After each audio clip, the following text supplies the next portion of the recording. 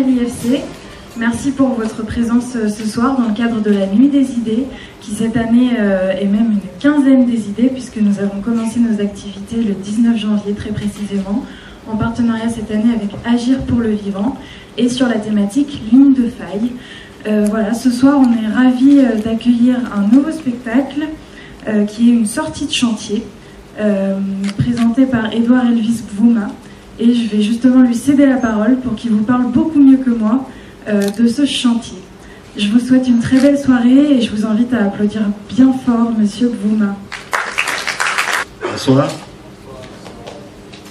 Merci déjà d'avoir effectué le déplacement ce soir pour venir nous voir et nous entendre. Alors ce que nous allons vous présenter ce soir, c'est une sortie de chantier, une sortie de résidence. C'est un projet qu'on essaye de développer, qu'on espère développer davantage. Ce n'est pas un spectacle en tant que tel. Un certain auteur a commis un certain texte et il a convié une équipe. Alors, le texte, juste quelques mots, traite de la rencontre réelle entre Jean Moulin, résistant français, mais avant qu'il n'entre en résistance, et un tirailleur sénégalais. La rencontre a bien et belle eu lieu et l'auteur a entrepris d'écrire une certaine fresque. Là, vous ne verrez pas tout, vous verrez un petit bout. Le travail s'est effectué durant quelques jours, à peu près 10 jours, où nous avons une équipe mixte, internationale, un auteur camerounais, metteur en scène, un comédien français, un comédien camerounais, une régisseuse française, un scénographe ivoirien, qui se sont mis ensemble, essayer de voir ce qui serait possible de faire avec ce texte. Donc, ces précisions, c'est pour vous dire que nous allons être un peu indulgents. Ce ne sera pas un spectacle parfait, mais c'est un spectacle en construction. C'est un projet qui commence, c'est une première étape de travail. Et j'aimerais déjà qu'on ovationne ces comédiens qui en 10 jours ont fait un travail vraiment exceptionnel, extraordinaire. Ils ont été très généreux, très réceptifs. J'avais dit aux comédiens, vous pouvez même faire ce travail texte en main. Ils ont dit, on va prendre le texte, quitte à se cogner la tête contre le mur. Donc on a essayé de travailler, je ne vous en dirai pas plus, on pourra échanger après si vous le voulez.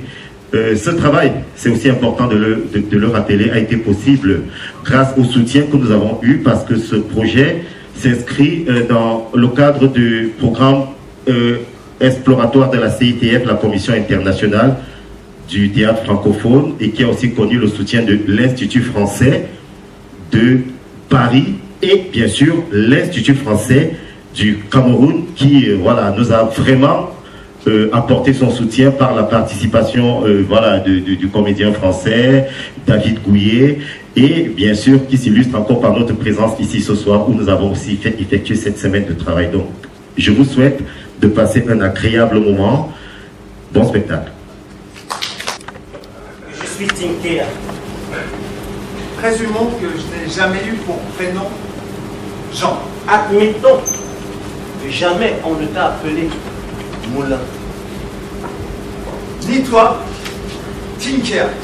Ni toi, Max. Je ne suis jamais caché derrière un alias. Tu n'as jamais signé de dessin sous le pseudonyme Roman.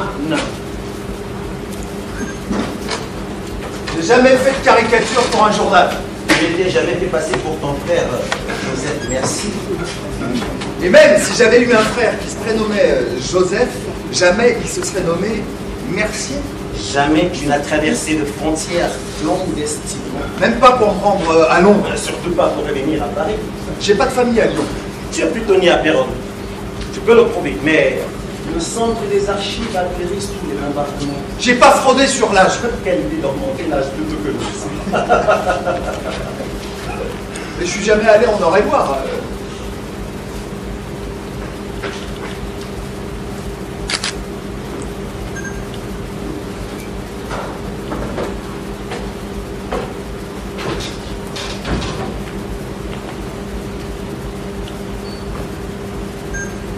17 juin 1940.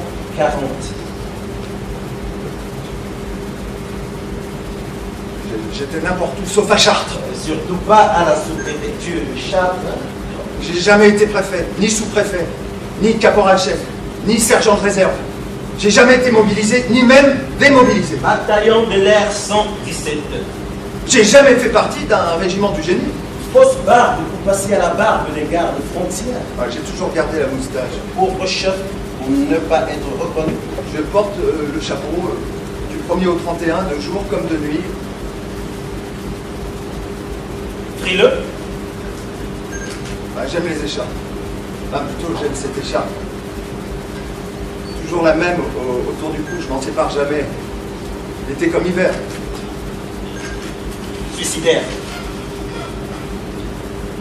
Une erreur de jeunesse, cette cicatrice au cou. Fumeur. On peut fumer des gauloises sans être gaulliste. Le général. J'ai jamais rencontré le général. L'ombre de l'armée des ombres. Jamais entendu parler. Conseil national de la résistance. Je sais pas ce que c'est. Max. Je connais pas. Ma main sur la Bible, je connais pas un seul Max. Rex. Je jure de dire la vérité. Toute la vérité. Rien que la vérité. Je connais pas Rex. Je sais pas qui est Rex. Mais Rex, ça peut être n'importe qui. Enfin, je veux pas dire n'importe quoi. Je suis prêt à être Jean ou Moulin, ou Joseph, ou Mercier, ou Jean Moulin, ou Joseph Mercier, ou même Romanin, mais pas Rex, pas Max. Je signerai tout ce que vous voudrez que je signe, mais je signerai jamais que je suis Rex ou Max. Je suis pas Max, je suis pas Rex. Bon. Si tu n'es ni Jean, ni Moulin, ni Joseph, ni Mercier, ni Romanin, ni Max, ni Rex, suis-je Tinker? Tu n'as jamais tiré ailleurs. Alors, comment nous sommes-nous rencontrés? Quand nous sommes-nous rencontrés? Où nous sommes-nous rencontrés? Nous sommes-nous rencontrés un jour? Nous rencontrerons-nous une nuit? Raconterons-nous notre rencontre un jour? Rencontrerons-nous notre rencontre une nuit au clair de lune? Peut-être. Seul peut-être est ici la seule certitude. Peut-être sommes-nous rencontrés dans l'obscurité, dans le vide. Peut-être entre deux feux. Peut-être entre le temps et le temps passé. Peut-être outre-guerre. Peut-être contre le temps. Peut-être dans un livre non écrit. Peut-être dans l'oralité de la tradition. Peut-être aux encablures de l'histoire. Sommes-nous la page déchirée d'un livre? Un livre censuré. Un livre d'histoire. L'histoire. L'histoire. Raconte. Racontons.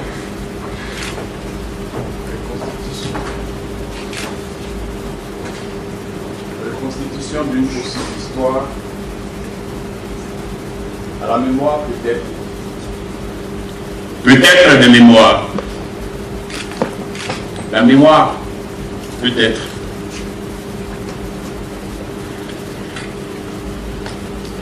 « 17 juin 1940, 5h07. Ce n'est pas le réveil qui te réveille, mais le téléphone qui sonne. Être ou ne pas être chez toi, voilà la question. Tu ouvres les yeux.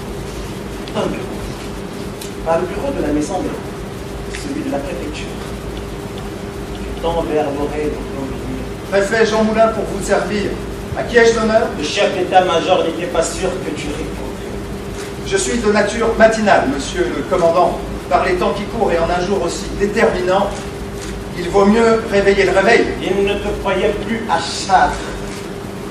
Eh bien, j'y suis encore, monsieur le chef d'état-major. Il était sûr que tu avais évacué tous les civils des services administratifs, comme il te l'a demandé.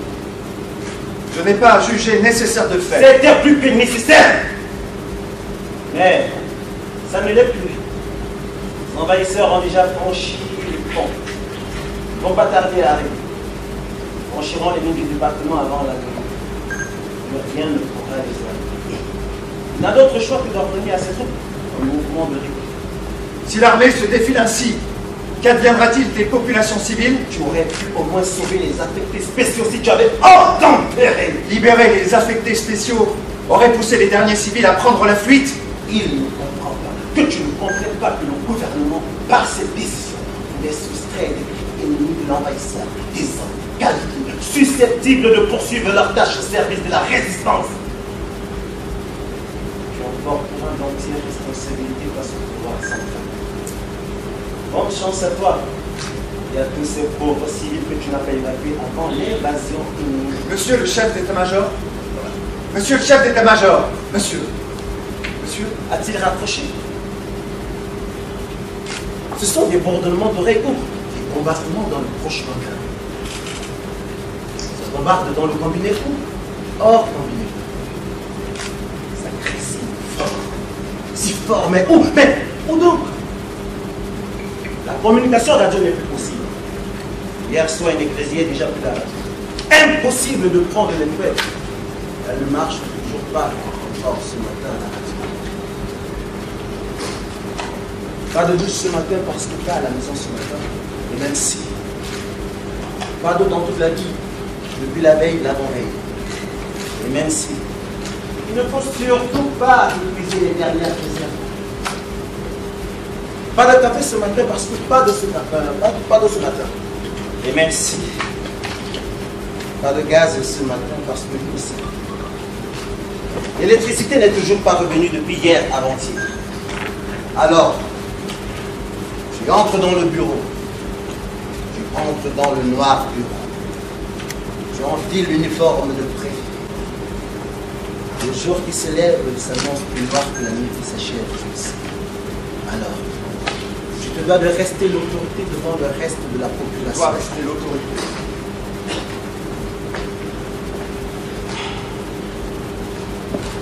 Tu décroches le portrait sur ton banc bureau.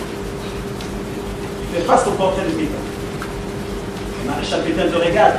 Tu vois, ce n'est pas Pétain le maréchal que tu vois, mais toi. L'autre toi sur le reflet, la vitre en face de toi. Sur le côté, légèrement de profil, à presque 70 degrés. La vitre qui recouvre le portrait officiel du président de la République a un unité de miroir. Pas très belle image. Je suis à la place. Mais, quand même faire le reflet d'un préfet sur la vitre du portrait de Pétain. Tu n'as pas trouvé mieux qu'un miroir, alors pose sur la tête de Pétain pour la dernière fois. Je dois rester l'autorité devant l'ennemi. Tu croises pour la première fois le regard sévère du maréchal sur la glace. Pas besoin d'arborer cette mine grave, monsieur le président. Le plus grave, c'est de passer contre les notifications gouvernementales. Loin de moi l'idée de vous défier, monsieur le président. Les communications téléphoniques ont été rompues à l'instant même où j'ai reçu la lettre gouvernementale. Je n'ai pas pu expliquer mon positionnement. Il est détaillé. Il n'était pas question de citer quoi que ce soit, ni de convaincre qui que ce soit qui m'a fait exécuter tout en France. Les dernières instructions étaient très claires, clairement nettes, nettement adressées. Non pas adressées. Il y a tous les préfets de France et aux autres administrations. Tu es le seul de ne pas avoir obéi. Toi, et jamais le frère. Je mets sur le compte de ta jeunesse et du bon père. Ça n'a été à faire de comme que je ne peux pas. Monsieur, il y a la France. Je salue le maréchal. Le maréchal reste impassible sur son coup.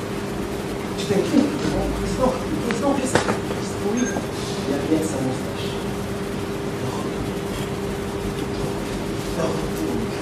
Tu oses tourner le dos au président maréchal.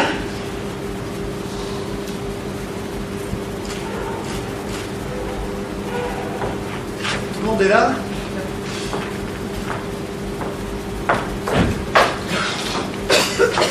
Monsieur le préfet, merci d'être venu. Ça va très vite, à vous, président, très bien. Ah. Monsieur le maire est là aussi? Très bien. Monsieur le sénateur est là? Parfait.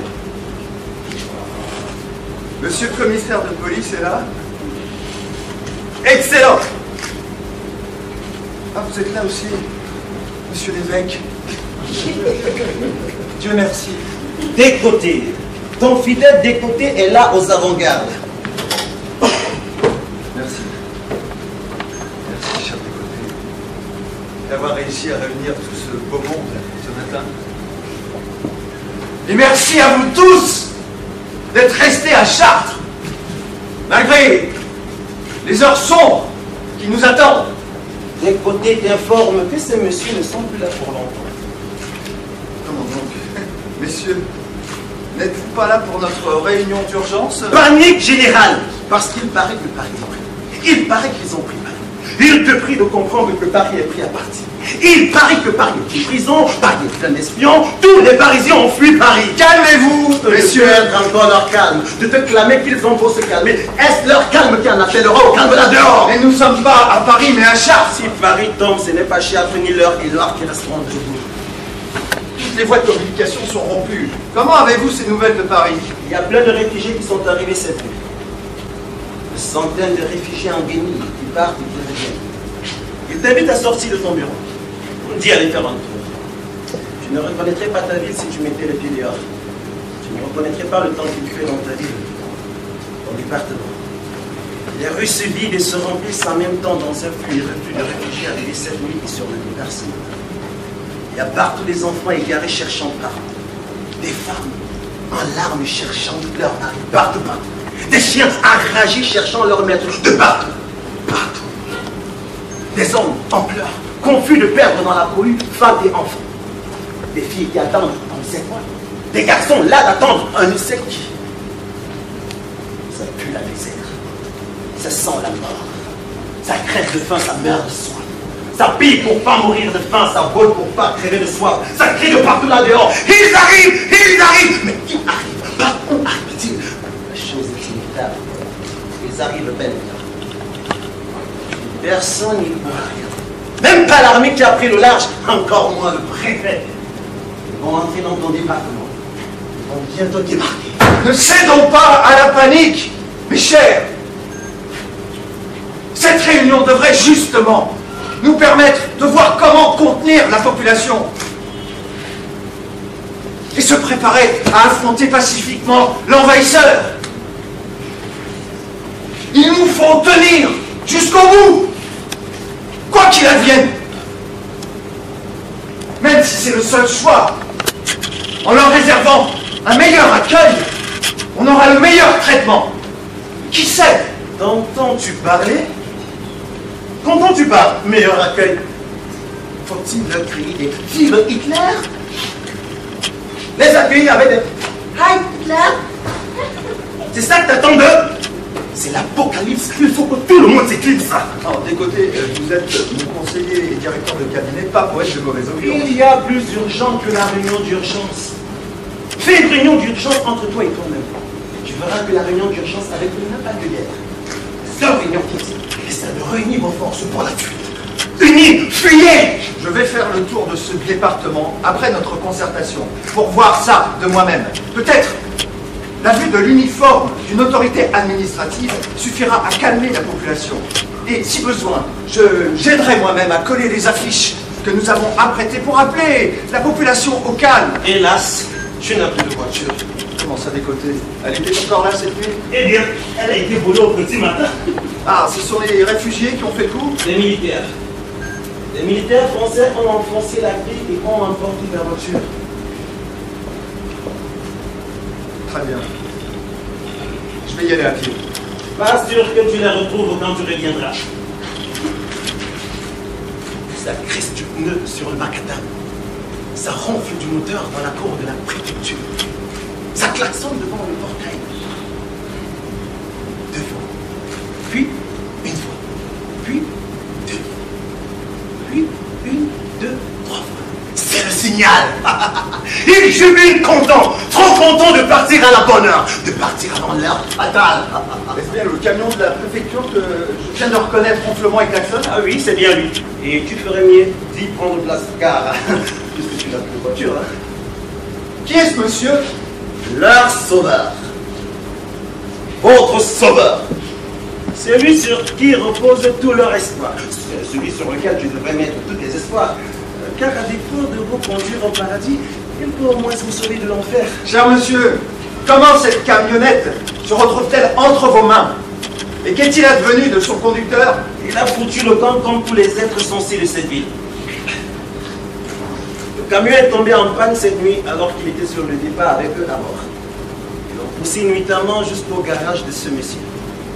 Ils sont là, non pas pour la réunion, mais parce qu'ils ont convenu de venir attendre ici à la préfecture pendant que ce monsieur dépannait le camion. À part quelques bobos, maintenant elle pète la forme. Je vous félicite pour votre bravoure.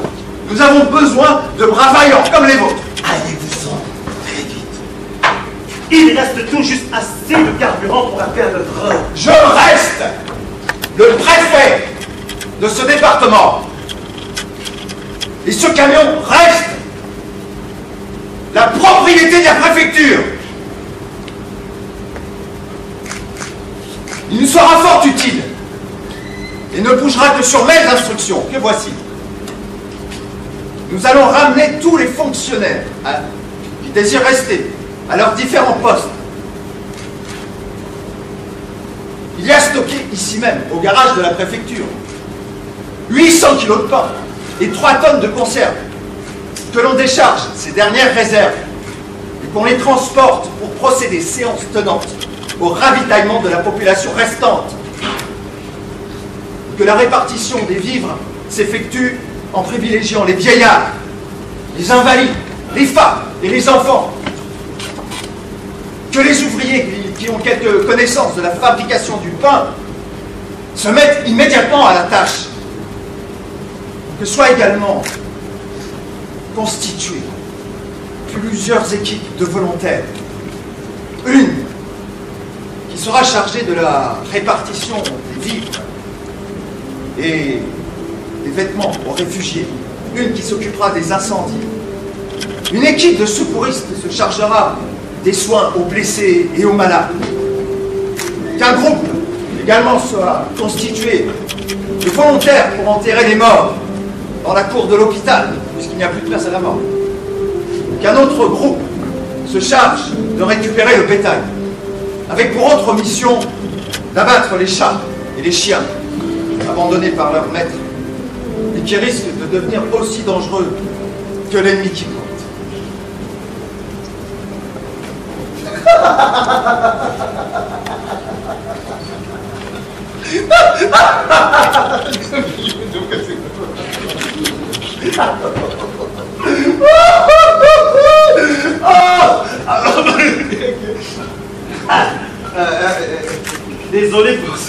Désolé, ce rire involontaire, c'est pas pour se moquer, hein. C'est que le rire est réparateur. Oh, ça fait si longtemps qu'ils n'ont pas autant ri.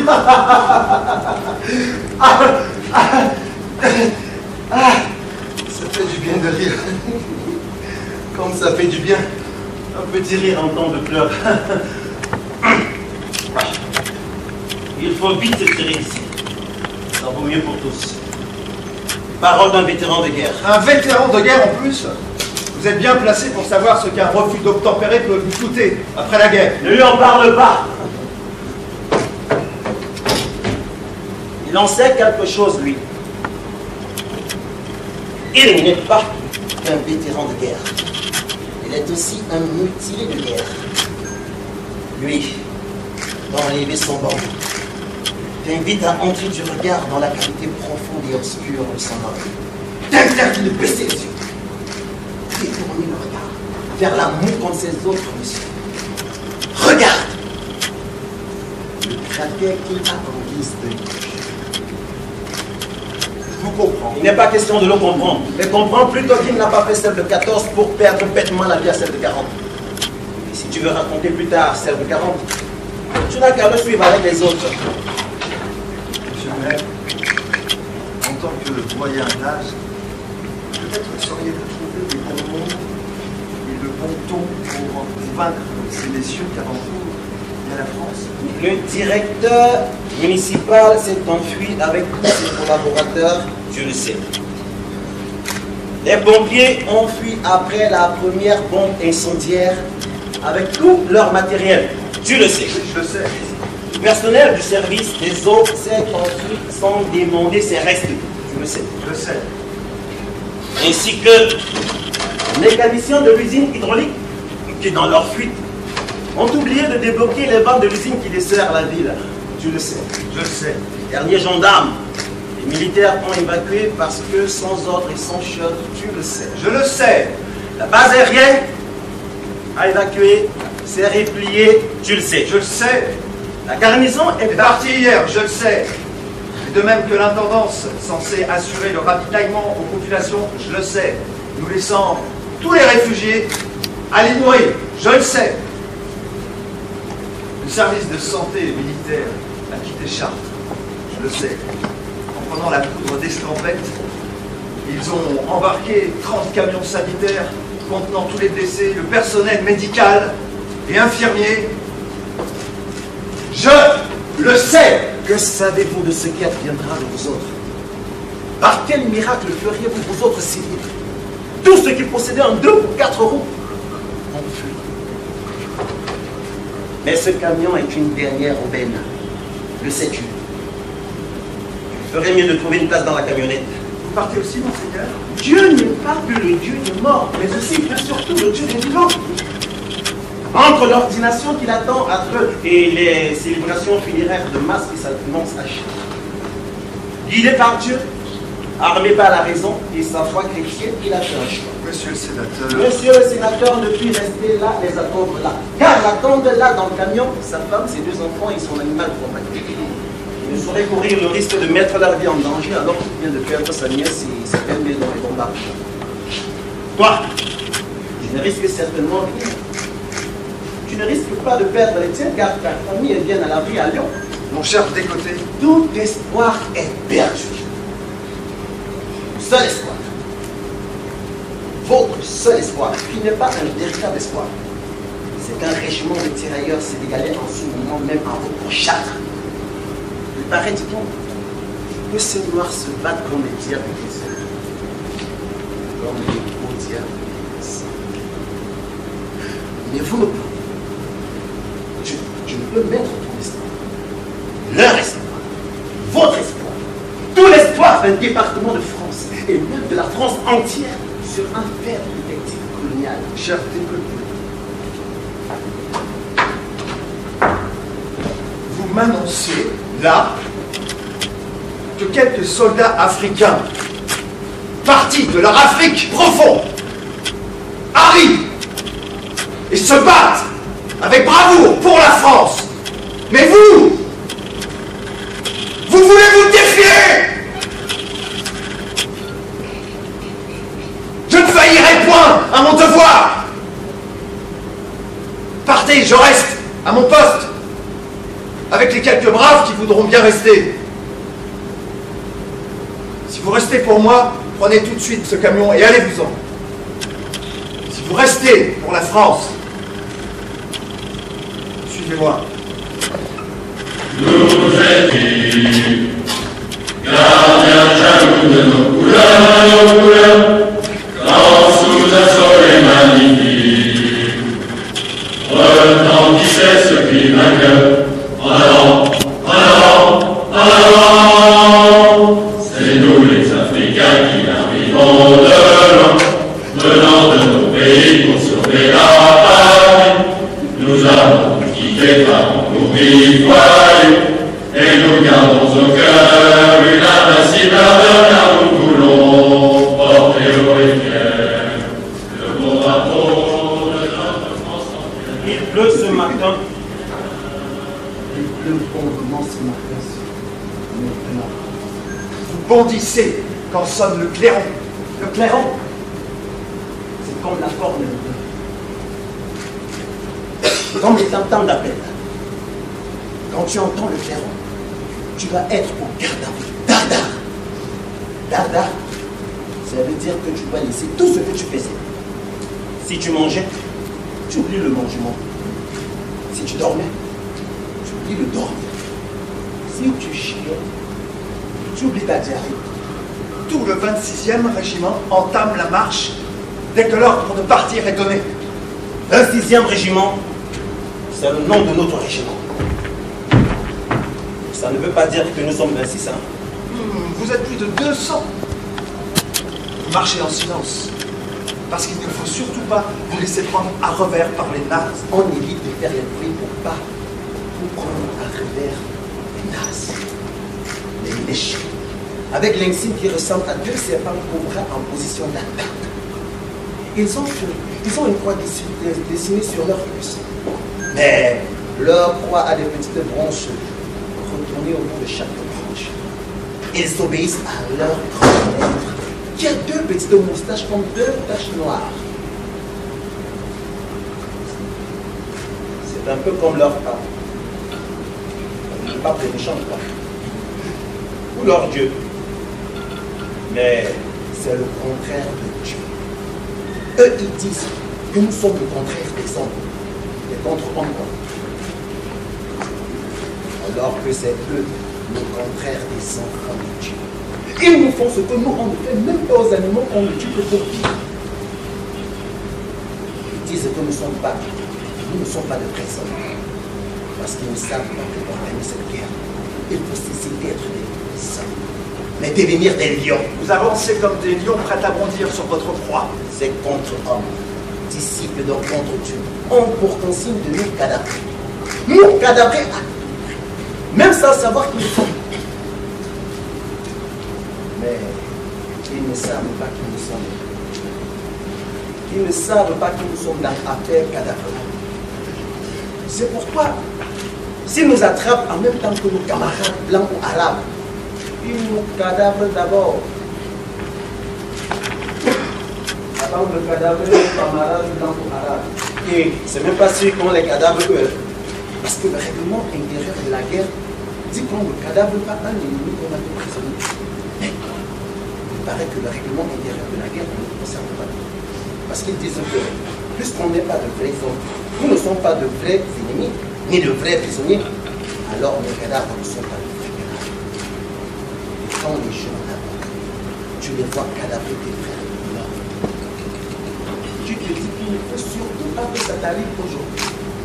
Tu te dis qu'il ne faut pas qu'il te cadavre aujourd'hui. Et pour qu'il ne te cadavre pas aujourd'hui, tu te dis cadavrement par là. Personne ne vous peut. Mais je ne sais combien j'en cadavrerai. Combien nous cadavrerons, mes camarades et moi aujourd'hui. Ce que je sais, c'est que ça va chauffer jusqu'à le feu va sortir. Commence par croquer ton écorce amère. Ajuste bien ton gris-gris autour des reins. Accroche à ton cou ta croix avec le chapelet. Certains de tes camarades, eux, serrent fort le chapelet de Mahomet. Les soldats blancs, eux, font bisous sur la photo de leur mère, ou de leur femme, ou de leur fils, ou de leur fille. Toi, tu n'as pas de photo. Tu n'as pas sa photo. Tu achèteras un appareil photo après la guerre, avec ta prime de guerre. Tu lui feras de belles photos. Tu n'as pas sa photo, mais tu lui fais quand même bisous en fermant les yeux. Le capitaine lance l'assaut. Tout le 26e régiment fonce comme un seul Sénégalois. Eux, en face de vous, en face d'eux, Ils sont surpris de voir du coup beaucoup de noirs devant eux. ils tirent, tu tires, on tire, ils tirent. On commence à faire le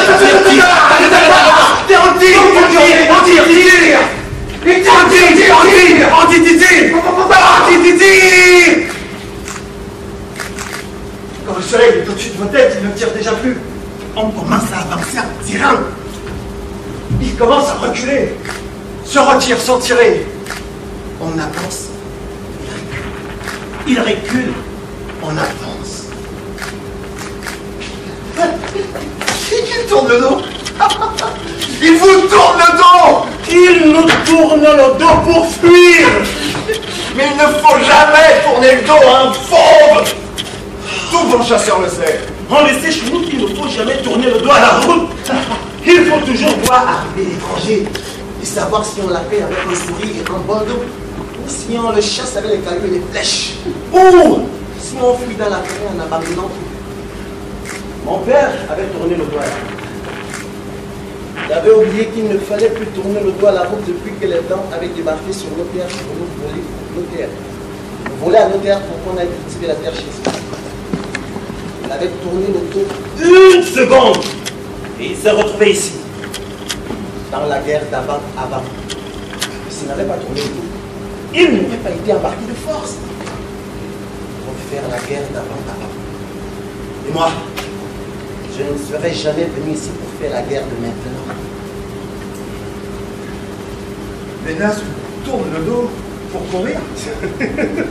Ils ne savent pas qui nous sommes dans l'affaire, oui. On court, ils courent. Ils courent, on court. Eux, devant, vous derrière. Vous courez comme vous couriez dans les montagnes, en écrasant les cailloux avec vos pieds nus, en éclatant les pierres au passage, avec vos orteils, en broyant les épines avec la plante des pieds, quand vous poursuiviez le gibier qui fuyait comme il fuit. La poussière se soulève sous vos pieds. La terre se fendit sous vos bottes, comme les herbes tranchantes se blessaient quand vous couriez dans la forêt. Il court, on court, on court, il court. Il court, on tire, il tombe, il tombe, il tombe. Je ne sais combien j'encadavre dans cette course-poursuite ce dont chasse à toi. Quand tu te rappelles exactement combien tu encadavres, c'est que tu n'as pas assez cadavré. Parce que quand tu cadavres, jamais, tu oublies de compter. Surtout quand tu n'as plus de munitions et que tu as ramassé l'arme d'un ennemi qui vient juste de laisser tomber dans sa fuite. Ah! Ils fuient ces lâches comme des zèbres, des lièvres, des girafes et tous les animaux fuyards. Vous êtes enragés comme des panthères, des chats tigres, des buffles, des lions et tous les animaux poursuiveurs d'animaux fuyards. Mais pour gagner cette guerre, il faut cesser d'être des lions et devenir des aigles. Nous, on sait nager et courir, mais on ne sait pas voler comme des aigles. Vous êtes prêts à mettre la main sur vos derniers gibiers, mais les renforts viennent d'en haut. Ils prennent le dessus parce qu'ils viennent du dessus. Ils sont au-dessus de vos têtes, eux en haut. Vous en bas, ceux d'en haut deviennent fous. Ils vous bombardent en bas depuis le haut de leurs avions qui volent de plus en plus bas. Un avion bombarde le pont derrière vous, le pont se coupe en deux. Plus moyen de faire demi-tour. On ne peut plus faire marche arrière, alors on fait course avant. On entre dans la ville. J'adore ça, ça m'aime. La ville, vous êtes venus sauver. On croyait qu'en se mélangeant avec les gens de la ville, ceux d'en haut allaient se calmer. Au lieu de se calmer, ils deviennent fous de folie. Ils commencent à faire pleuvoir bombement sur Châtre. Bombe sur bombe. Bombe. Après bombe, ils bombardent. Ils bombardent. Tant pis pour qui ils bombardent. Pour eux, ils nous bombardent en même temps que ceux qu'ils bombardent. Ils bombardent les fuyards qui fuient. Bombardent les réfugiés qui cherchent refuge. Bombardent les gens qui fuient la guerre. Alors, le règlement intérieur de la guerre interdit de tirer sur les gens qui fuient la guerre. Sur les prisonniers qui se rendent en levant les mains en l'air. Sur les soldats qui déposent leurs armes en agitant le drapeau blanc. Même comme ça, ils bombardent. Ils bombardent. Même les chiens et les chats errants. Ils bombardent, bombardent, bombardent, bombardent. Vous commencez à entrer dans les maisons, vous cachez. Ils commencent à bombarder les maisons pour qu'on sorte de nos cachettes. Ils nous bombardent bien même. Ils vous tirent, brûlent, cassent, fracassent, bombardent, tout. Ils vous dispersent. Plus moyen de vous organiser. On ne peut plus recevoir d'ordre dans ce désordre qu'ils ont organisé pour nous désorganiser. Tout le 26e régiment est en débandade. C'est-à-dire que la grande bande s'est déformée en beaucoup de petites bandes. Il n'y a même plus de petites bandes. Seulement des coureurs, isolés, C'est chacun pour soi, Dieu pour qui il veut dans le sceau. Et quand c'est à chacun pour soi, Dieu pour toi s'il le veut, c'est à chacun pour soi de se donner ses propres ordres. Il faut se donner ses propres ordres quand on est un soldat isolé en temps de guerre. On n'a plus d'armes pour se défendre. Et plus personne pour nous couvrir, pour nous défendre. Lorsque tu te donnes un ordre en temps de guerre, il ne faut jamais te désobéir. Je me donne l'ordre de sortir de la maison dans laquelle je viens de me cacher. Soldat Tinkeya, sors de la maison. Exécution. À vos ordres, soldat Tinkeya. Quand tu te donnes toi-même une instruction, il faut t'exécuter. Là, sinon... Tu sors de la maison juste avant qu'il la bombarde. Un pan de la maison s'écroule. Un des murs tombe sur toi. Tu t'évanouis. Je me réveille. J'enlève les pierres sur moi. Ça ne bombarde plus. Car déjà il fait nuit. C'est le calme dans toute la ville. Mais j'entends des voix. Des voix qui parlent la langue des nazes. Je peux fuir, courir. Mais pour s'en sortir dans cette guerre, il faut cesser d'être des lions et devenir des caméléons. Tu deviens un caméléon, capable de te fondre dans la nuit noire. Nous sommes des caméléons de cette guerre de couleurs. Parce que nous avons l'avantage de la nuit noire. On n'a pas besoin de se barbouiller avec du cirage ou du charbon comme les blancs pour devenir invisible et disparaître dans le noir de la nuit.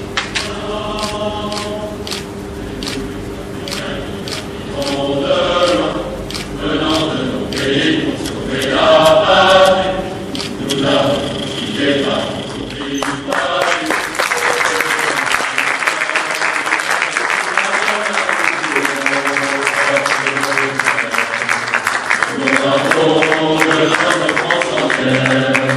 et si quelqu'un venait à y toucher, nous serions là pour mourir à ses pieds, à des tambours, à nos amours, pour le pays, pour la patrie, pour mourir au loin, c'est nous les Africains.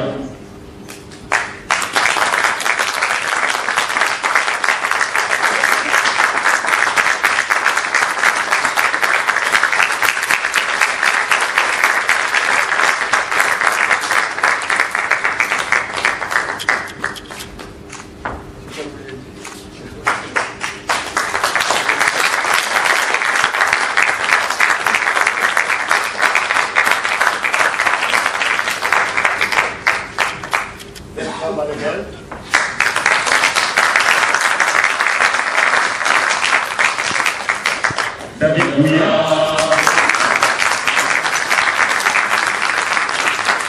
La scénographie est de Charles Ouettin de la Côte d'Ivoire. Et la régie lumière, voilà, Charles Ouettin et Cathy Gracia qui nous fera la grâce de nous rejoindre. Chacun n'aime pas trop être sous les projecteurs. Voilà, c'est ça. Bon, on l'entend. Alors, Cathy Gracia, qui a fait la lumière et qu'on aura l'occasion de rencontrer. Donc, vraiment, merci. Merci. Bon, mais quand même, pour vous dire, comme je l'ai dit en introduction, c'est une première étape de chantier, c'est une esquisse de travail, c'est un laboratoire qu'on faisait. Nous nous sommes retrouvés, on ne savait pas où on allait. Ensemble, on a essayé de réfléchir, de discuter autour du texte, de tenter des choses. On a vraiment fonctionné comme dans un laboratoire où on prend des ingrédients, on mélange dans des bocaux, on essaye de voir, on se dit, bon là c'est un peu salé, ici c'est alcoolisé, ça veut dire ça peut être un peu bien, ainsi de suite, voilà, donc c'est un peu ça, je sais pas, et voilà, on a essayé de travailler pendant, c'est un travail de 10 jours, voilà, 10 jours, et on tenait à vous le présenter pour ne pas partir comme ça, pour avoir une première approche avec le public, et comme je l'ai dit au tout début, ça s'est fait, voilà, dans le cadre du programme exploratoire de la CITF, la Commission internationale du théâtre francophone, avec le soutien de l'Institut français de Paris, le soutien de l'Institut français du Cameroun, et ça s'est fait très vite. Pour le cas par exemple de David, c'est important de le rappeler. On s'est rencontrés il n'y a pas longtemps. Il effectuait une lecture de ce texte à la mousson d'été, à Pont-à-Mousson. Et lorsque le projet a commencé à prendre forme, j'ai pensé à lui. Et voilà, très vite, presque au dernier moment, je l'ai sollicité. Je crois que c'était en décembre. Il a dit OK. J'ai aussi sollicité l'Institut français via son directeur Yann Lorbeau. Et c'est comme ça qu'il se retrouve là. Et encore merci Yann. Voilà. Je ne vais pas être trop bavard. Peut-être si vous avez... je crois qu'on a fait juste une demi-heure par là, 35 minutes. Donc si vous avez deux questions, on peut répondre bien volontiers. Merci beaucoup, merci d'avoir partagé ce premier travail. Moi, j'ai envie de dire, Elvis, il a une plume extraordinaire. C'est un de vos grands écrivains. Écrivain de théâtre, écrivain de poésie, écrivain de cours. Le texte est magnifique. Il est magnifique, ce texte. Enfin, quand on vous présente, là, aujourd'hui que 30 minutes, mais déjà, le niveau est énorme. Et les deux comédiens, c'est incroyable comment ça fonctionne. Ça ne peut pas expliquer. Ça ne s'explique pas, mais c'est une alchimie, c'est une intuition que tu as eu certainement. Il faut remercier vraiment cette générosité. C'est un beau texte, c'est un texte important. C'est un texte super important. Et Elvis sait toujours parler de choses graves avec un peu de légèreté. C'est une grande qualité pour faire passer les émotions, pour faire passer aussi de la réflexion et puis de la mémoire tout simplement. Donc chapeau. J'aime bien ces petites formes. Comme ça, parce que derrière une petite forme, on ne peut pas se cacher. C'est presque pratiquement un seul en scène, parce que c'est pas tout à fait ça, mais ils sont deux. Mais énorme comme présence, donc continuez et comptez sur nous, en tout cas pour vous accompagner jusqu'au bout dans cette aventure, en fonction éventuellement des moyens. Et quand on a la chance d'avoir des comédiens comme ça, il faut qu'ils puissent aussi le partager avec d'autres comédiens. Ici, en plus, ça tombe tellement bien. Mais c'est pour ça que quand on s'était vu avec Elvis, on a dit non, il faut absolument qu'il puisse présenter ça ici. On est dans le cadre de la quinzaine des idées qu'on fait avec Agir pour le vivant, depuis 15 jours, un peu partout au Cameroun, dans plein de lieux, de Yaoundé, de Douala, de Souza, de Garoua, de Bapa, puisqu'on était dans la chefferie Bapa également. Eh bien, il y a des discussions, des débats, des conférences, des projections, des lectures. Et comme le thème c'est ligne de faille, c'est juste la fissure, qu'est-ce qui se passe devant, derrière, qu'est-ce qui va se passer après, et ce texte c'est exactement ça, on est dans cette ligne de faille. Donc mille merci d'avoir su, voilà, tout simplement nous faire passer un bon moment. Moi j'ai adoré, j'ai envie que ça se termine, que ça aille jusqu'au bout de ce qu'Elvis peut faire, puis avec Elvis ça fait 4 ans qu'on se connaît, et c'est... Voilà, on sait, avec des petites, des petits projets, voilà, on a essayé de faire nous ce qu'on devait faire pour lui permettre à lui aussi de faire son travail. Mais c'est la première fois qu'on arrivait à travailler, à offrir un espace pour son texte. Et ben, en tout cas, je peux vous dire que l'Institut français du Cameroun ne le regrette pas. Et j'espère que vous prenez conscience, vous, toutes et tous, de l'importance d'avoir des gens comme Elvis qui, entre la France et le Cameroun, fait beaucoup pour les deux pays. Merci.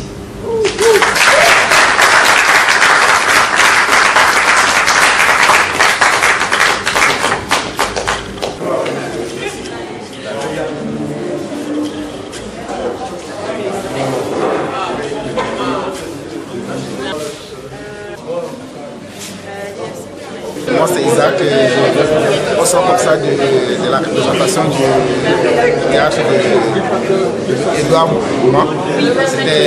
Moi j'ai beaucoup aimé, c'était plein d'adrénaline parce que ça remontait l'histoire, vous voyez, et l'histoire entre le Cameroun, entre l'Afrique et la France, ce que l'Afrique a fait pour la France à travers les tirailleurs sénégalais. C'était vraiment, wow, j'ai beaucoup aimé, c'était excellent. Le jeu d'acteur est excellent. Je m'appelle Anne-Esther. Le spectacle, je l'ai trouvé assez riche en expression, surtout qu'ils ont travaillé en 10 jours. Franchement, c'est incroyable de monter un spectacle aussi lourd, aussi codé en seulement 10 jours. J'ai vraiment apprécié, c'est incroyable. Je suis Stéphane Tchona, je suis comédien et metteur en scène.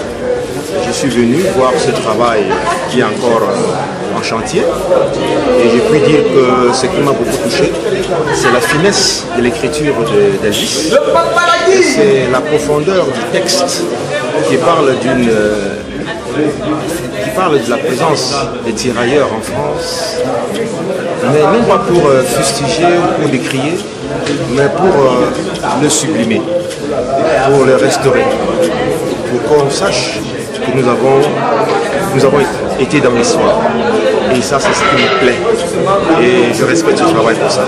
Je dis merci encore à l'Institut français qui encourage et qui poursuit dans ce sens-là la restauration de l'homme en général dans sa dignité de l'homme. Merci infiniment. C'était un jeu plastique, des mouvements, des gestes, des synchronisations entre David et Balaguer sur scène, deux comédiens fantastiques qui sans doute vont faire un spectacle époustouflant. Merci. Mes impressions sont bonnes parce que je suis déjà content du travail que les comédiens ont fait avec les techniciens, que de vous retrouver comme ça. Vous faites une navigation à vue, vous ne savez pas où vous allez, mais que vous réussissez quand même à mettre en place quelque chose en si peu de temps et surtout sur un texte qui n'est pas si facile que ça. Donc voilà, donc pour moi je suis très content de ce qui s'est fait aujourd'hui. Okay. Bon. Nous étions au fond de l'Afrique, gardiens jaloux de nos couleurs, quand sous un soleil magnifique retentissait ce cri vainqueur. En avant, en avant, en avant. C'est nous les Africains qui arrivons de loin, venant de nos pays pour sauver la patrie. Nous avons tout quitté par engourdi foyer, et nous gardons au cœur une invincible ardeur, car nous voulons porter haut et fier le beau drapeau de notre France entière. Et si quelqu'un voulait nous séparer, nous saurions tous mourir jusqu'au dernier. Battez tambour à nos amours, pour le pays, pour la patrie, mourir au loin, c'est nous les Africains. Pour le salut de notre empire, nous combattons tous les vautours.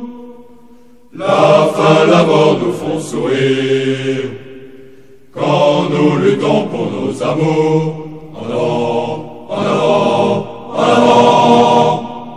C'est nous les Africains qui arrivons de loin, venant de nos pays pour sauver la patrie. Nous avons tout quitté par engourdi foyer, et nous gardons au cœur une invincible ardeur, car nous voulons porter haut et fier le beau drapeau de notre France entière. Et si quelqu'un voulait nous séparer, nous saurions tous mourir jusqu'au dernier. Battez tambour à nos amours, pour le pays, pour la patrie, mourir au loin, c'est nous les Africains. De tous les horizons de France, groupés sur le sol africain, nous venons pour la délivrance, qui par nous se fera demain.